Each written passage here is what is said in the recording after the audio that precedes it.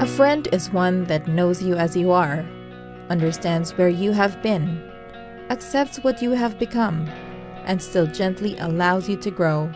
By William Shakespeare. Sa bawat yugto ng iyong buhay, may iba't ibang tao kang nakikilala.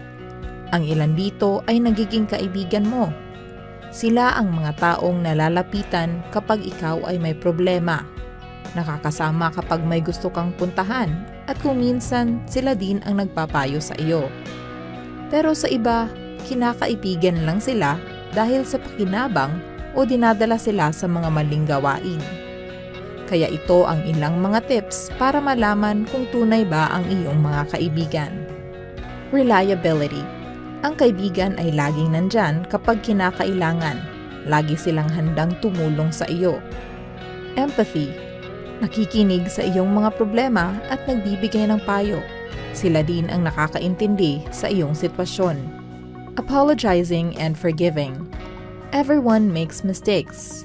Ang mga tunay na kaibigan ay handang humingi ng tawad kapag sila ay nagkamali at magpatawad kapag ikaw naman ay nagkamali.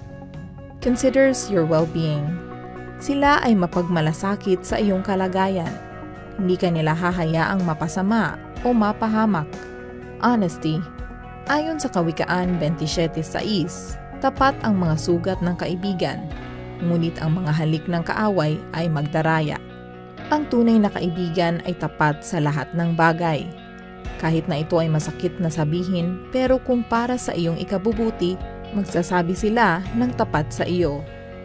Tandaan na ang tunay na kaibigan ay iibigin ka sa lahat ng panahon, maging sa panahon na ikaw ay masaya o sa panahon na ikaw ay malungkot.